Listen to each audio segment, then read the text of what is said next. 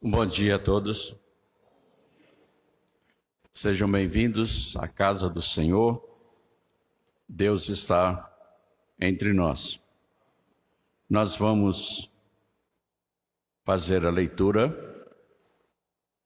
da passagem que vocês já conhecem, em Colossenses, capítulo 2, do versículo 8 ao versículo 23.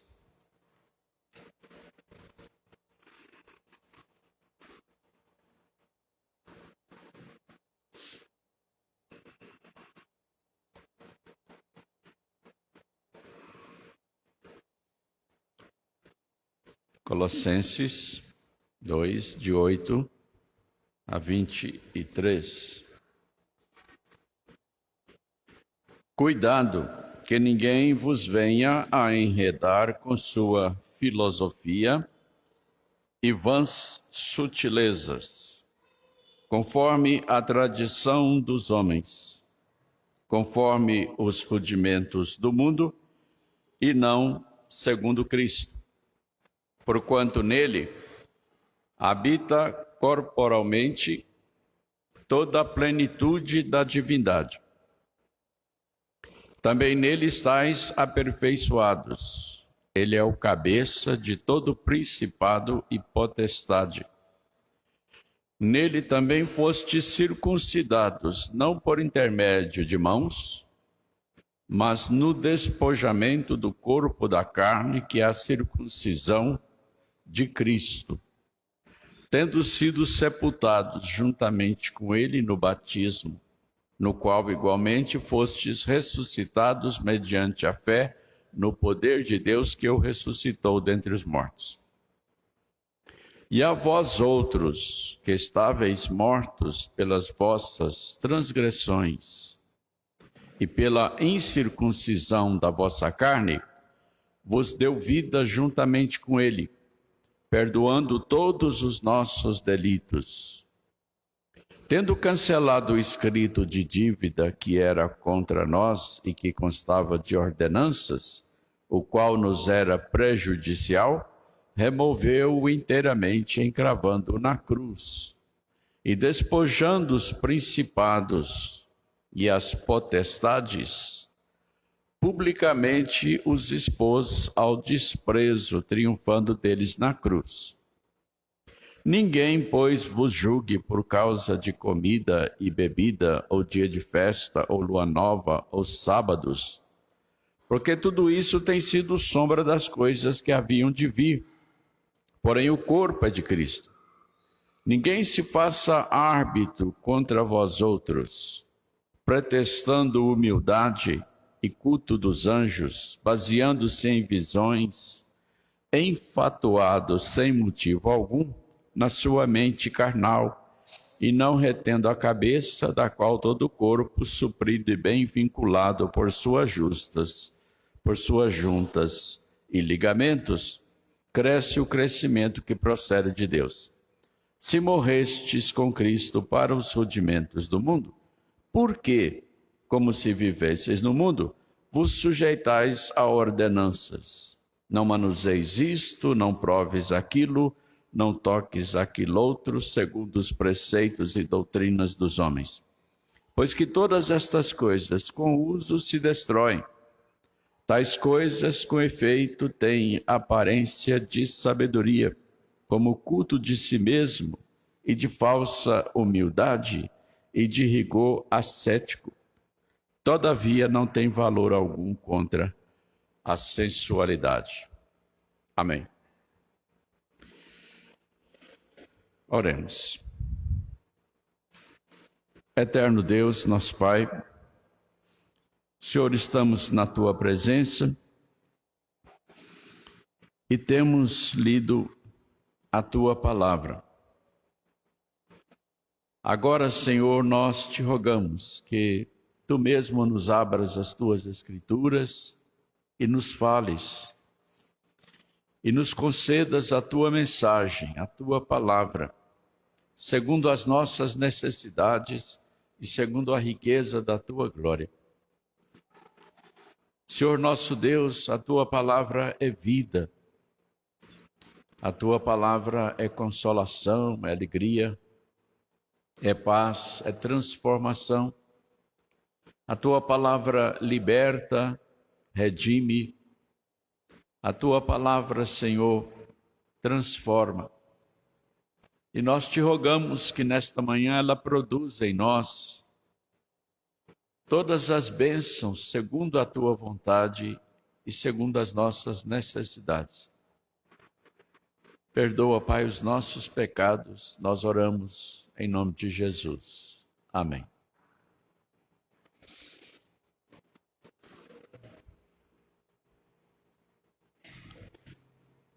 Eu gostaria nesse momento de fazer um pequeno exercício de comprovação da nossa capacidade de memorização da palavra de Deus. No domingo passado eu falei que o objetivo de nós lermos todas as vezes essa passagem toda é para que nós a memorizássemos na maior medida possível. E isso de forma natural. Então, sem olhar para a Bíblia, eu peço aos irmãos para me dizerem a uma só voz qual é a primeira palavra dessa passagem. Muito bem. Gostei de ver a clareza e a animação com que essa palavra foi dita. Então, no início da exposição dessa passagem, nós dissemos da importância dessa palavra, porque foi a palavra com que o apóstolo Paulo iniciou a parte doutrinária da epístola, a parte, prática da epístola. Até então, ele tinha apresentado várias doutrinas, especialmente a doutrina da cristologia. Então, nos versículos 6 e 7,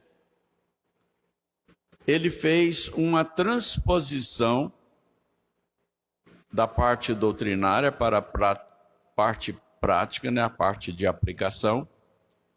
E nós mencionamos isso aqui, e nós pregamos uma mensagem somente nos versículos 6 e 7, falando a respeito da igreja.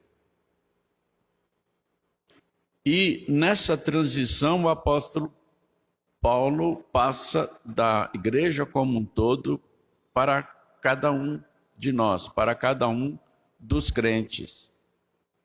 E a sua primeira palavra é cuidado. E essa palavra de alerta é para que nós estejamos vigilantes de tal maneira que não sejamos enredados, presos numa rede, numa teia de falsos ensinos, de erro, de engano, heresias, que são disseminadas por falsos mestres, falsos pastores, falsos apóstolos. O apóstolo Paulo, ele já havia dito, quando ele escreveu aos Coríntios, que Satanás tem a capacidade de se transformar em anjo de luz. E faz com que os seus ministros, ou seja, os ministros de Satanás, se transformem em ministros de justiça. Olha só. A igreja sempre correu o perigo de ter dentro de si elementos que são ministros de Satanás e que se disfarçam em ministros de justiça, ou seja, pastores, evangelistas, mestres, doutores, que pregam um evangelho que é disfarçado de evangelho cristão, mas na verdade é um evangelho demoníaco, que conduz as pessoas para longe de Cristo. É um evangelho que despreza a Cristo, que tira de Cristo a sua preeminência, a sua soberania, o seu poder, a sua glória, e que substitui Cristo por outras entidades, por outros seres. E aqueles que são enredados pelo engano passam a adorar esses seres. E negam a divindade de Cristo, a humanidade de Cristo, o senhorio de Cristo.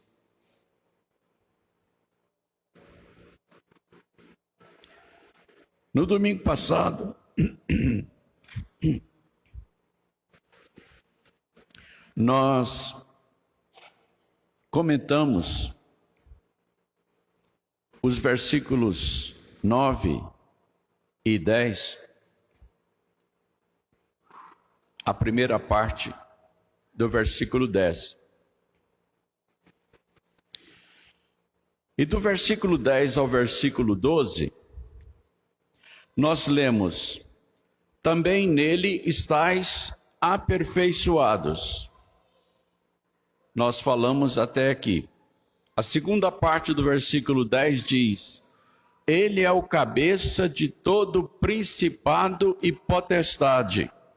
Nele também fostes circuncidados, não por intermédio de mãos, mas no despojamento do corpo da carne, que é a circuncisão de Cristo, tendo sido sepultados juntamente com ele no batismo, no qual igualmente fostes ressuscitados, mediante a fé no poder de Deus, que o ressuscitou dentre os mortos.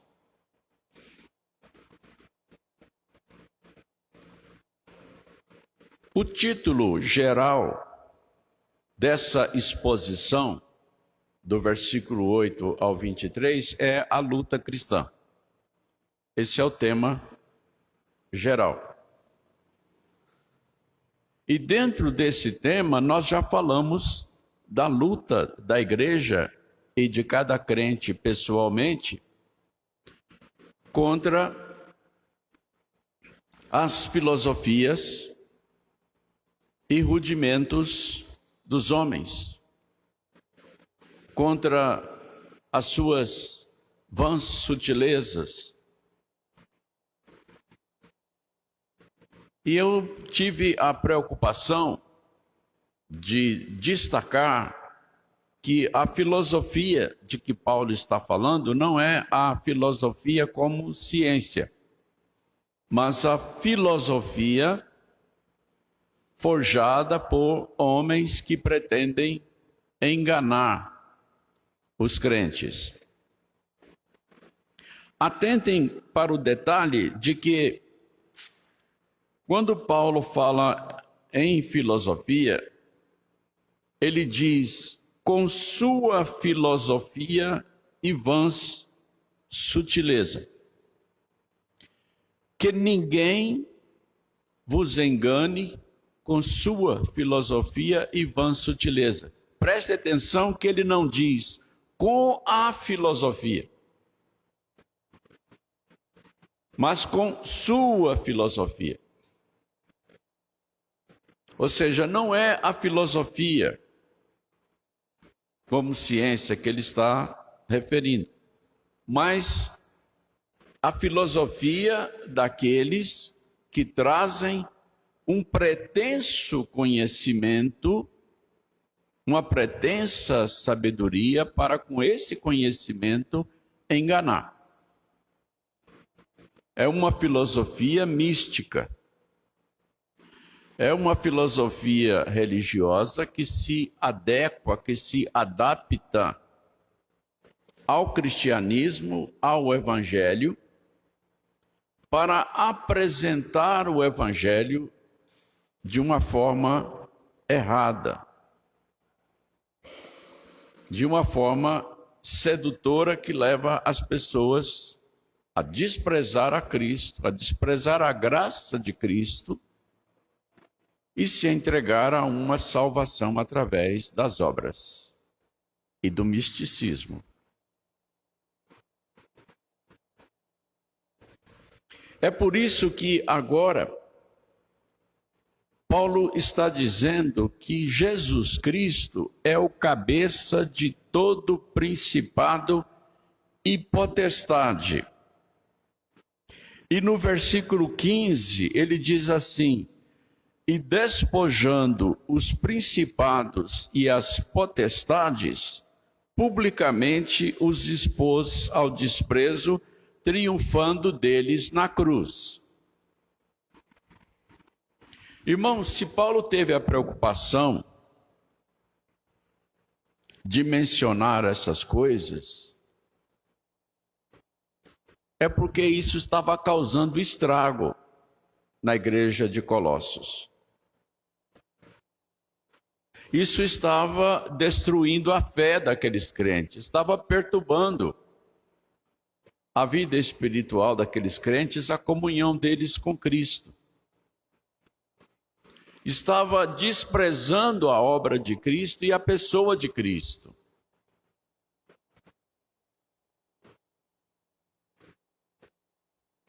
Eles sabiam do que Paulo estava falando quando Paulo disse principados e potestades.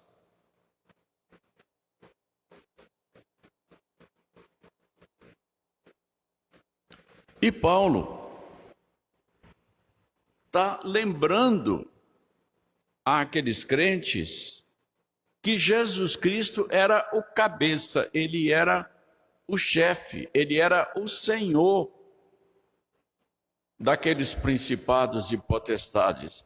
Esses principados e potestades estavam sendo apresentados à igreja como iguais ou superiores a Cristo.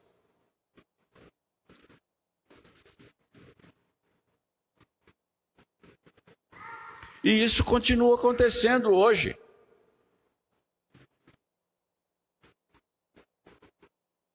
E uma grande parte do mundo evangélico hoje, a maior parte do mundo evangélico hoje, está vivendo debaixo do mesmo erro, do mesmo engano, da mesma heresia. E quando nós chegarmos ao final dessa exposição, os irmãos terão uma ideia da realidade que nós estamos vivendo nos nossos dias com relação a esse mesmo assunto.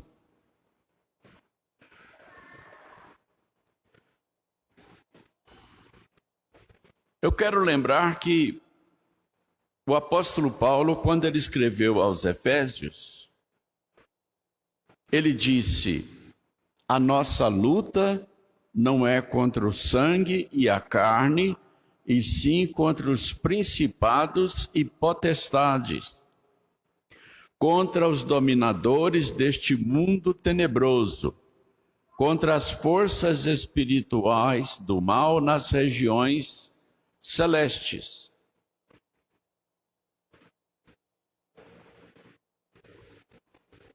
Principados e potestades são forças espirituais do mal nas regiões celestes. São os dominadores deste mundo tenebroso. São aquelas entidades, aquelas criaturas, aqueles seres que foram criados por Deus, que se rebelaram contra Deus, seguindo a Satanás, e que hoje estão ao nosso redor, trabalhando incessantemente para nos afastar da graça de Deus, para nos afastar de Cristo. Em todos os momentos do nosso viver, de cada dia, esses seres estão trabalhando para nos fazer cair.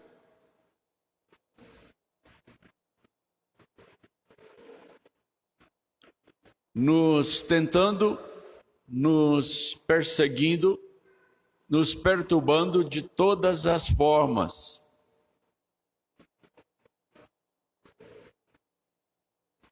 E eu desejo, nesta oportunidade, esclarecer essa palavra de Paulo aos Efésios, que a nossa luta não é contra o sangue e a carne. É provável que alguns, lendo essa passagem, desculpem, tenham se perguntado, como é que a nossa luta não é contra o sangue e a carne? E as pessoas que nos perseguem? E as pessoas que fazem oposição contra nós? E as tentações do mundo? E as paixões da carne? E as seduções de toda sorte? É que todas essas coisas que nos tentam, que nos provam, que nos perseguem, que fazem oposição contra nós, sejam coisas ou pessoas, elas estão sendo manipuladas pelos principados e potestades, pelos dominadores deste mundo tenebroso, pelos poderes espirituais das trevas. Então, em última instância, a nossa luta realmente não é contra o sangue e a carne, não é contra as coisas materiais que nós podemos ver, ouvir e tocar. Mas, em última instância, a nossa luta é contra o mal, é contra as trevas, é contra Satanás e as suas hostes, os seus anjos, que são demônios. São eles que movem as pessoas contra nós, são eles que movem as circunstâncias contra nós, são eles que usam as coisas do mundo para nos seduzirem, de tal maneira que nós nos afastemos da comunhão com Deus. São eles que mexem com a nossa mente, com os nossos sentimentos, para que nós nos entreguemos às paixões.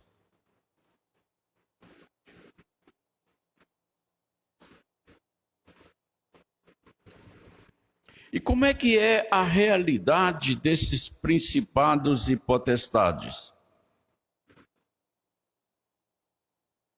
De tempos em tempos, esses principados e potestades, eles se apresentam de formas diferentes e com nomes diferentes.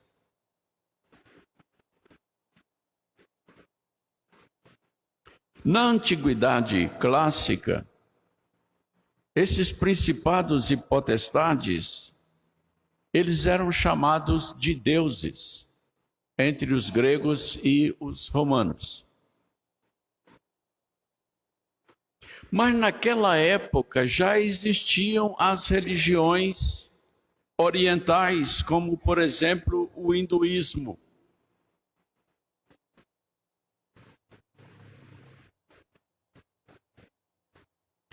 E no hinduísmo, essas entidades, eles tinham outras designações, como, por exemplo, entidades cósmicas.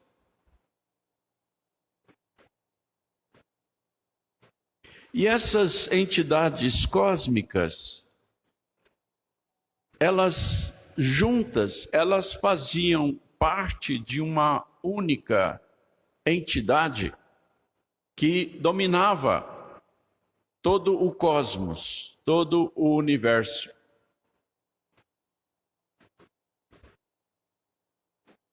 E o hinduísmo entendia que essa entidade, ela era formada pelo agrupamento, pelo ajuntamento de todas as coisas, desde as maiores até as mais pequenas, as microscópicas. E eles criam que um dia todas as coisas iriam voltar a serem absorvidas por aquela única entidade. Era a energia, era o Uno.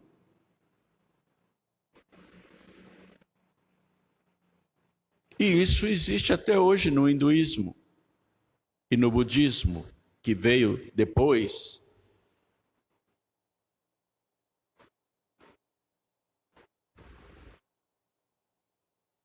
E essa entidade, ela se chama Brahma.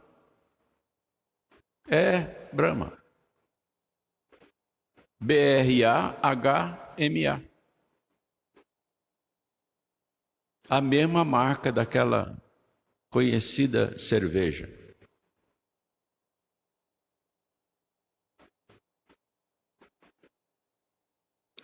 E quanto às pessoas, dentro dessa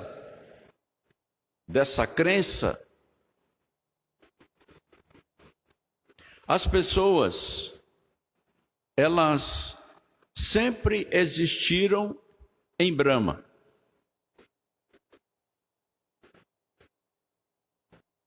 E elas vêm do Brahma e vão voltar para o Brahma.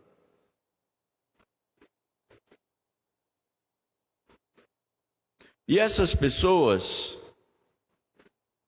elas nunca morrem. Quando elas são libertadas da sua matéria aqui, elas voltam para as regiões espirituais e de lá elas são destinadas para entrarem em uma outra matéria. Seja de pessoas, ou de animais, ou de insetos, ou de plantas, ou de pedras.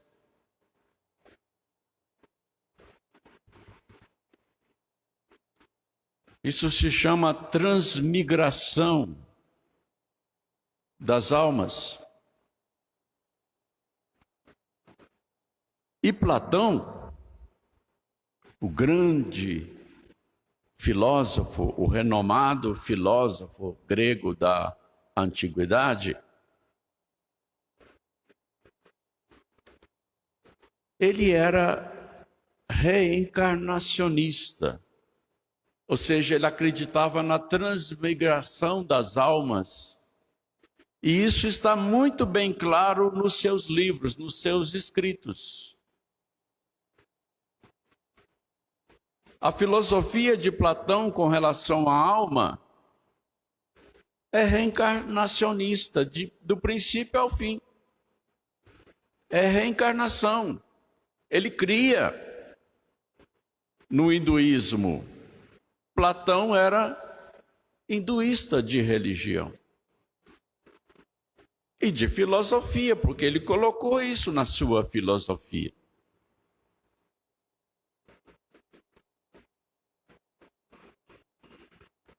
A mudança que Platão fez foi pegar o Brahma do hinduísmo e colocar na sua filosofia com outro nome. Platão chamou de ideia e de forma e de razão.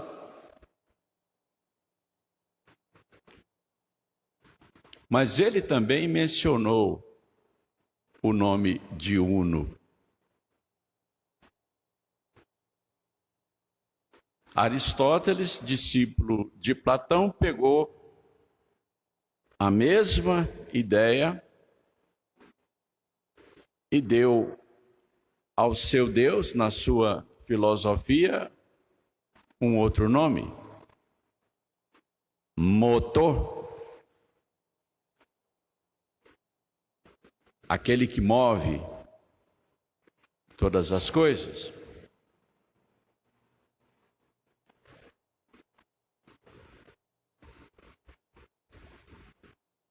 Depois, no tempo de Paulo, os judeus e os gnósticos chamavam esses principados e potestades de anjos. A Bíblia, que foi escrita em grego no Novo Testamento, trouxe a palavra que era usada naquele tempo, angelos, que significa mensageiro, que eram os principados e potestades. Eles eram conhecidos no tempo de Paulo, entre os judeus e os gnósticos, por anjos.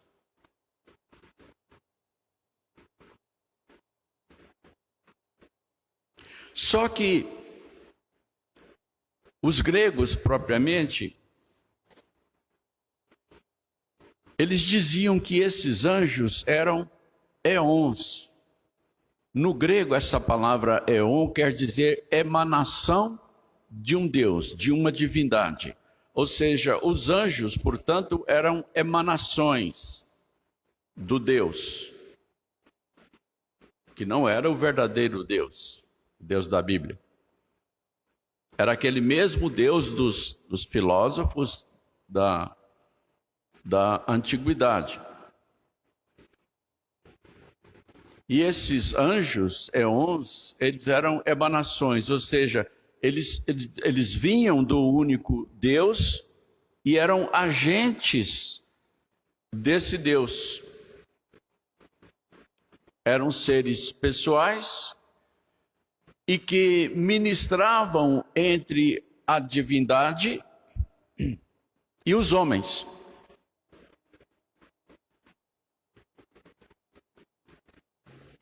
E eles possuíam categorias, hierarquia, possuíam nomes e funções. Como o ser humano é constituído de matéria e espírito, e a matéria não presta, segundo o pensamento dos gregos e dos romanos, então o homem não tinha condições de se aproximar da divindade, de falar com a divindade. Aí os anjos, os éons, eram invocados para interceder pelo homem diante do ser divino.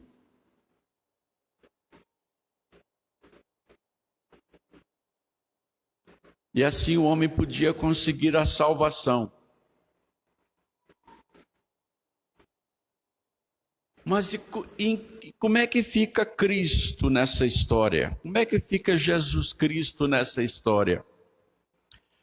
Os falsos profetas que estavam perturbando a igreja de Colossos, eles não negavam a existência de Cristo.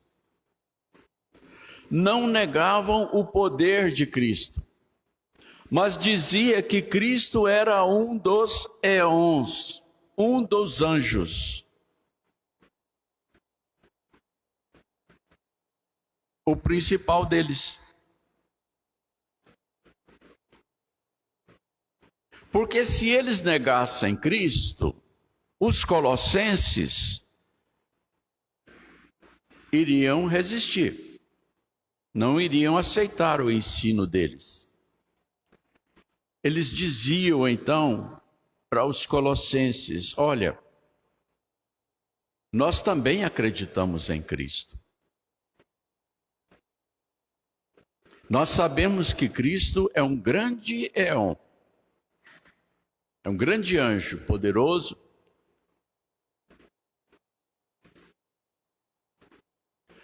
Mas ele não pode ser esse que vocês estão adorando, porque vocês estão adorando um Cristo que se encarnou e que morreu e que ressuscitou. Isto é impossível. Porque dada a natureza da matéria, que é má, pensem bem, Jesus Cristo, como vocês dizem, sendo Deus, ele não poderia assumir a matéria. A matéria é má. Deus é santo, não é? É. Então como é que ele poderia assumir a matéria? Como é que ele poderia se encarnar? Ele não se encarnou. Foi uma aparência humana. Portanto, ele também não pôde morrer e nem ressuscitar.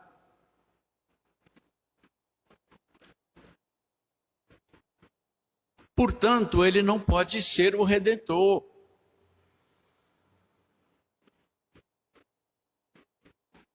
E se nós queremos salvação, nós temos que ir a Deus.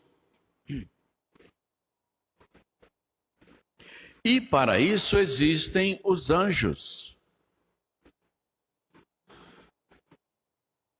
Os anjos, eles intercedem pelo homem diante de Deus.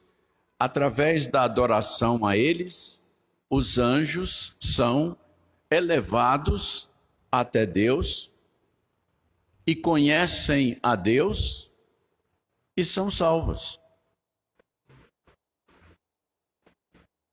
Percebam a sutileza. Quando Paulo fala de sutileza, ele está falando desse tipo de mentira, de engano, que é disseminado de forma sutil, como se fosse verdade.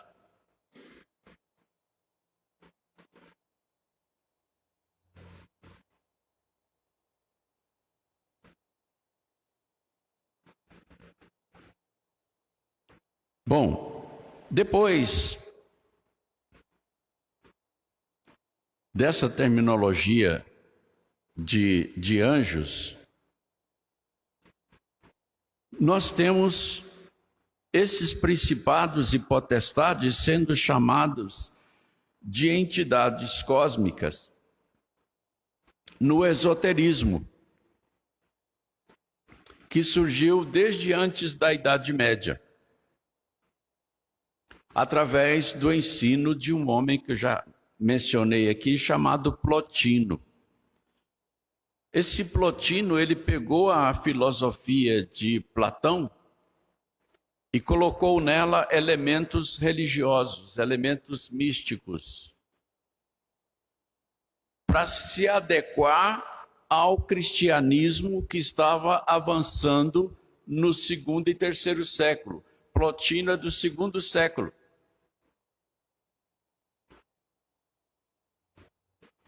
Ele nasceu logo depois que os apóstolos morreram. Então ele pegou aquele cristianismo que ainda estava vivo, puro, vibrante, e misturou com a filosofia de Platão e com o gnosticismo, e isso recebeu o nome de neoplatonismo.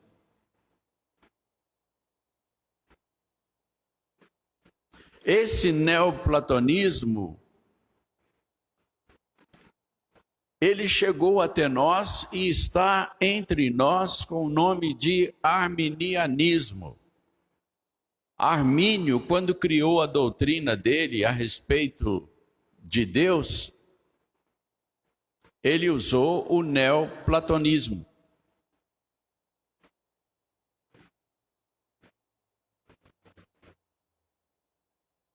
É a crença do mundo pentecostal de hoje.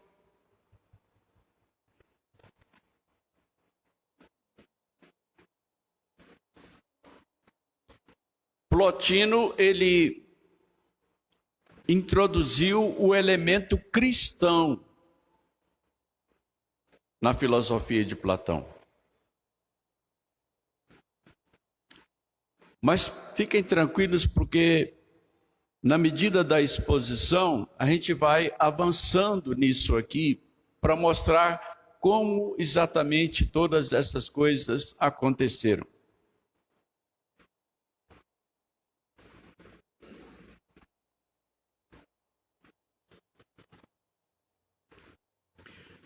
Depois do século XVIII para cá, esses principados e potestades foram ganhando outros nomes. Por exemplo, eles ganharam o nome de espíritos e de guias no espiritismo, fundado no século XIX. Ganharam o nome de elementais, na época em que houve o ressurgimento da bruxaria, também no século XIX.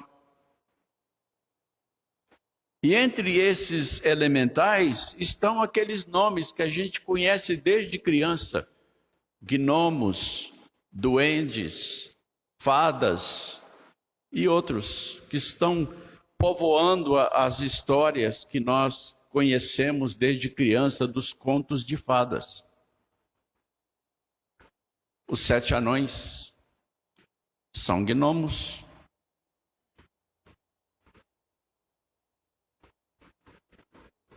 Na nova era, que também começou no século XIX, esses principados e potestades são chamados de avatares. E a nova era está esperando para este nosso milênio, século 21, o avatar da nova era, que será, segundo eles, o verdadeiro Cristo. A palavra Cristo, ela quer dizer Messias, ungido. Os muçulmanos estão esperando o seu Cristo, que será a reencarnação de Maomé. Os nova-erinos, os da nova era, estão esperando o avatar da nova era, que será uma reencarnação de uma entidade, de uma personagem que existe na crença deles desde milênios, segundo eles. E que, de acordo com os seguidores da nova era, já está presente no mundo e aguarda unicamente o tempo certo para se manifestar.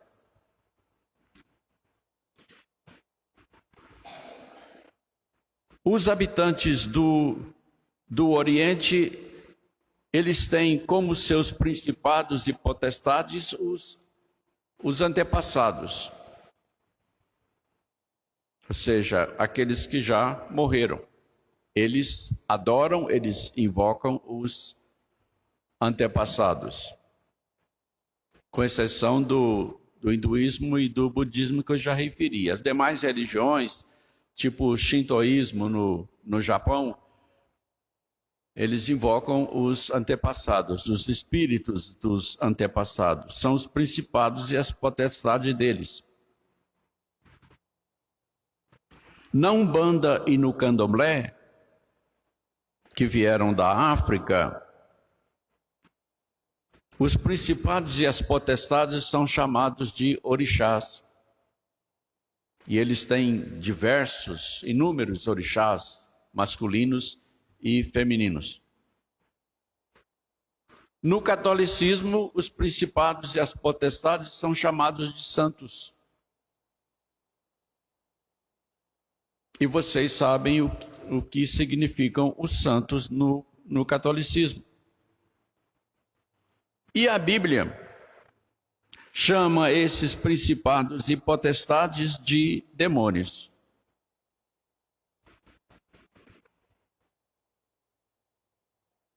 É disso que Paulo está tratando. Quando ele fala em principados e potestades, ele está se referindo àqueles seres espirituais que eram adorados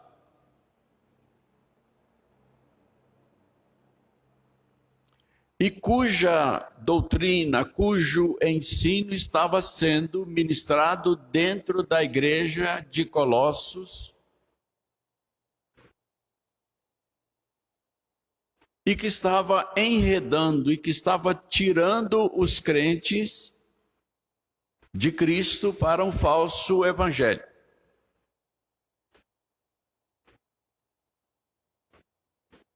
Paulo está dizendo que Cristo, ele é o cabeça de todo principado e potestade.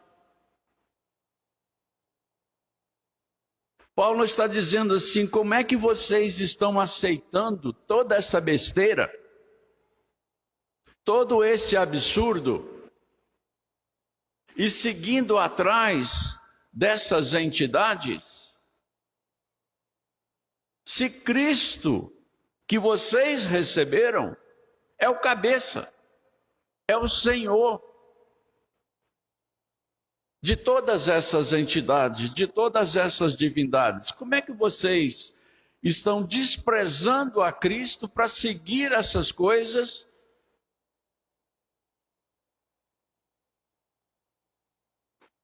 que estão debaixo do senhorio de Cristo?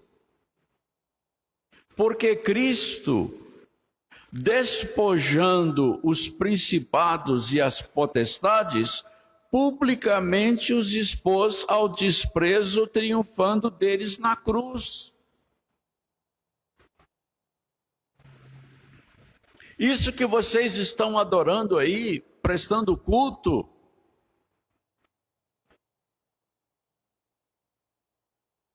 já foi vencido, já foi derrotado. Cristo derrotou todo esse mundo tenebroso, todos esses poderes do mal, na cruz. Vocês não precisam disso.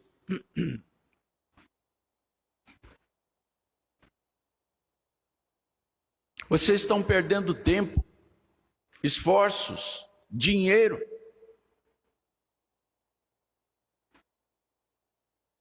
Hoje no mundo existem empresas que estão ganhando dinheiro, e muito dinheiro, ministrando cursos que envolvem essas entidades.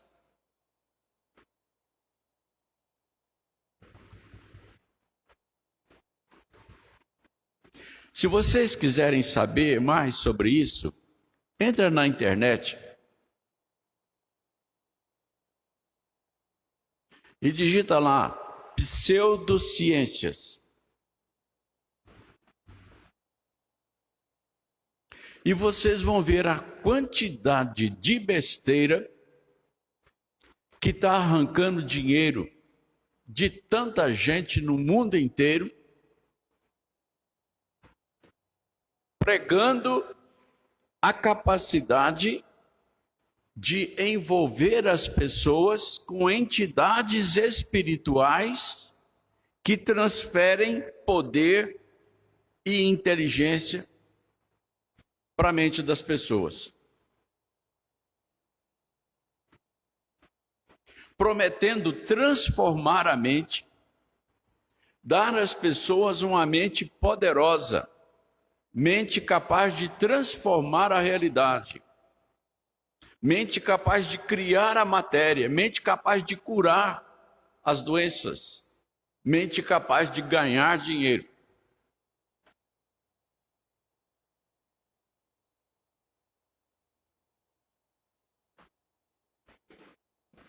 Eu não vou falar os nomes dessas pseudociências, porque são tantas que eu passaria aqui o resto do dia falando isso.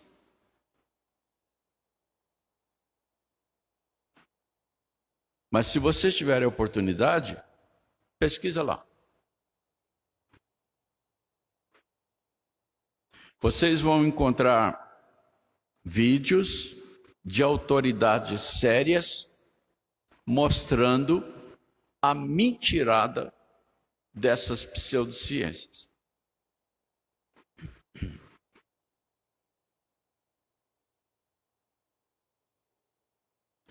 Tem algumas prometendo a cura da Covid, através dos poderes paranormais dados pelos principados e potestades. Prometendo riqueza, prometendo prosperidade, prometendo saúde. A mesma coisa prometida pelo pentecostalismo e neopentecostalismo.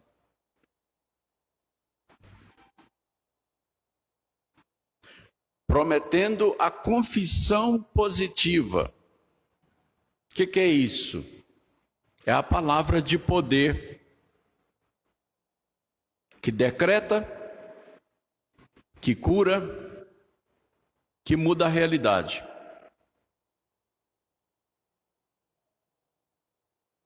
Promessa do pentecostalismo e do neopentecostalismo.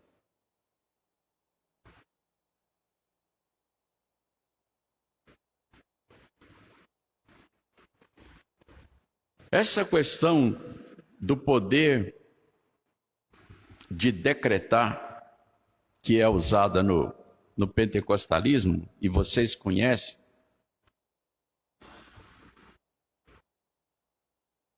essa coisa surgiu justamente com o início do pentecostalismo no século XIX, final do século XIX.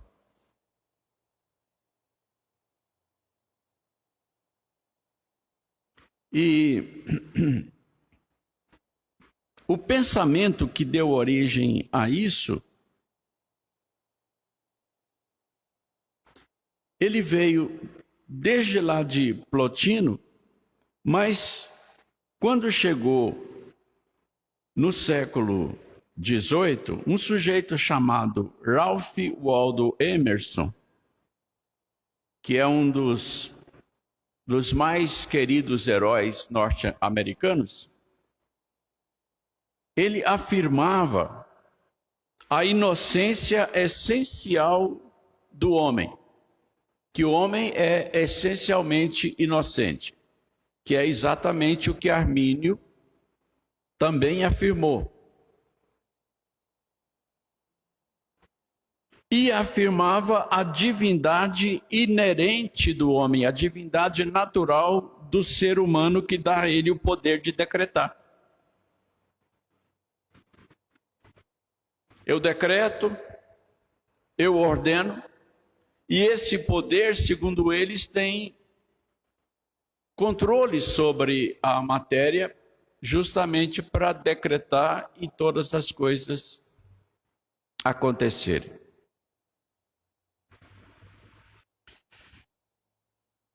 Portanto, nós estamos vivendo essa realidade e Na época em que eu comecei a pastorear, a Igreja Presbiteriana do Brasil tinha acabado de sofrer uma grande perda para um movimento chamado Renovação Carismática. Milhares de igrejas presbiterianas por todo o Brasil tinham sido divididas. Inclusive, pastores tinham saído da Igreja Presbiteriana do Brasil seguindo esse movimento, que é um movimento pentecostal, chamado de Renovação Carismática.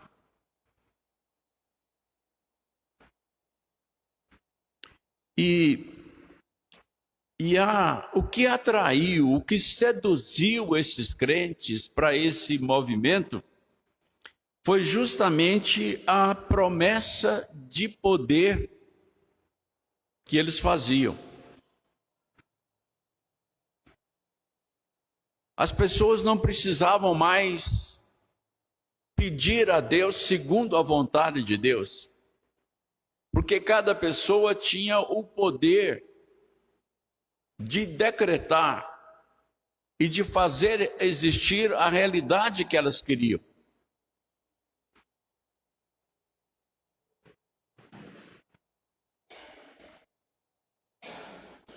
Eles também diziam que, através de determinadas práticas, como por exemplo, de jejum,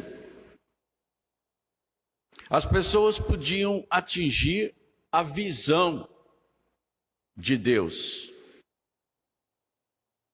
Elas podiam ver a Deus e ordenar a Deus aquilo que elas queriam ter.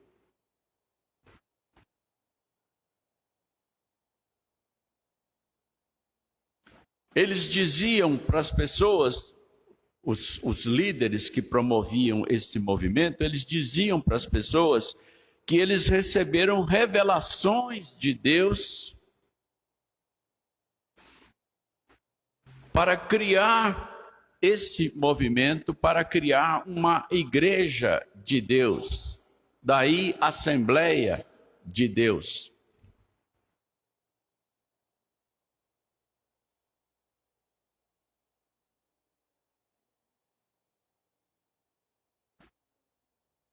Eu faço essas interrupções para esperar que vocês assimilem as coisas, para que vocês entendam a história, porque isso é muito sério.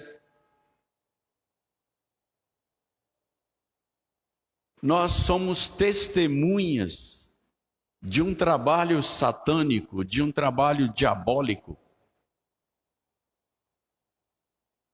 com toda a aparência de cristianismo, que tem seduzido tanta gente, que tem afastado tanta gente da graça de Cristo, porque o Evangelho de Cristo é o Evangelho da graça.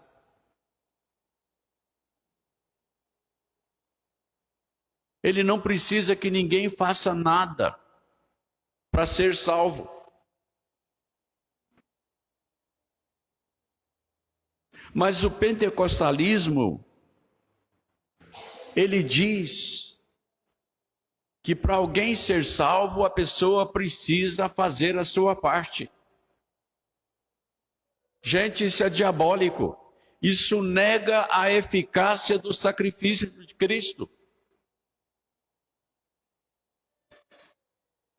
Isso nega a divindade de Cristo, a soberania de Cristo.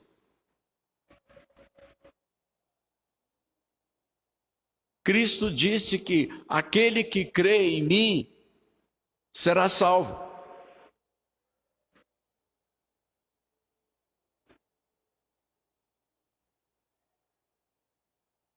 A salvação, ela vem pela fé em Cristo, unicamente.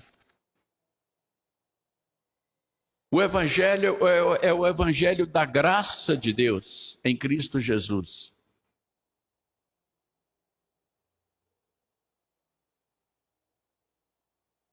Dizer que nós podemos nos salvar ou fazer alguma coisa para nos salvar é desprezar a obra expiatória de Cristo, é desprezar o poder de Cristo para salvar.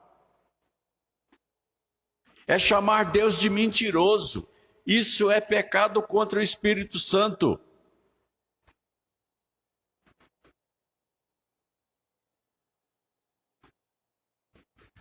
Porque Deus diz na sua palavra que se alguém crê em Cristo será salvo. Não entra em juízo, mas já passou da morte para a vida.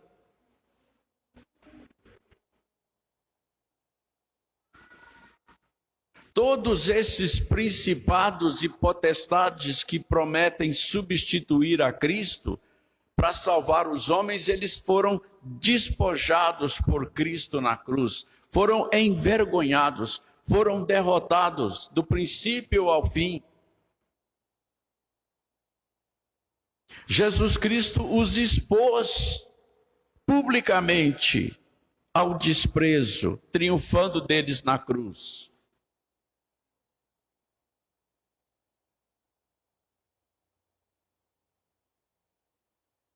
Quando alguém se arroga o direito e o poder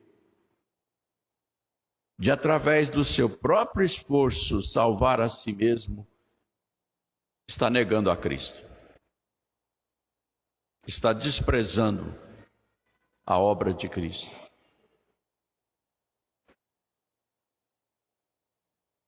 E aí está pecando contra o Espírito Santo. Está chamando Deus de mentiroso. E a Bíblia diz que é o pecado contra o Espírito Santo. Não tem perdão. Porque está desprezando o único meio de salvação. Vai achar perdão onde?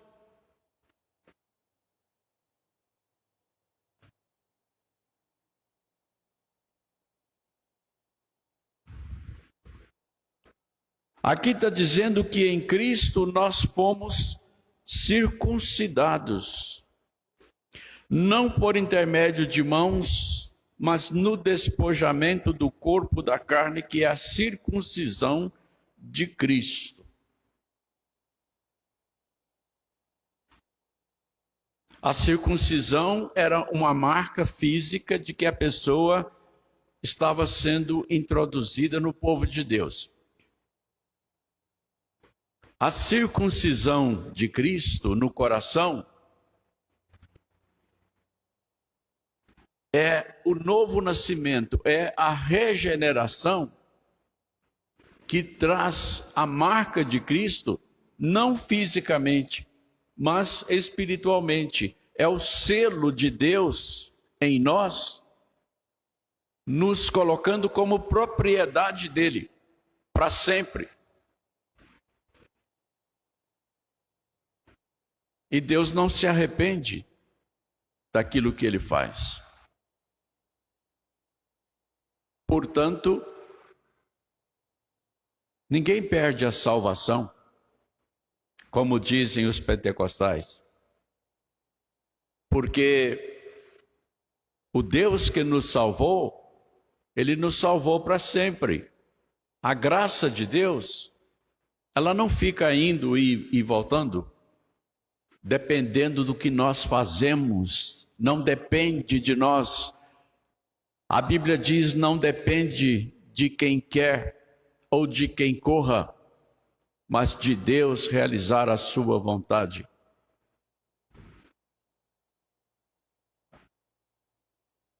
Hoje à noite nós vamos continuar aqui a partir do versículo 12, para nós percebermos qual é a altura, qual é a profundidade, a largura, o comprimento de toda essa graça, de toda essa doutrina da salvação que está sendo desprezada no mundo pentecostal que está à nossa volta. É coisa do nosso tempo, nós estamos vendo, nós estamos testemunhando. E isso é a ação dos principados e potestades, que enganam, que seduzem.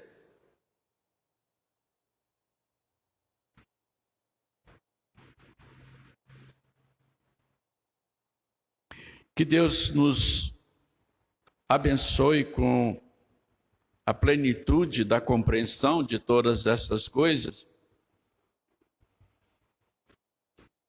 para que nós nos firmemos cada vez mais e possamos também ajudar outras pessoas.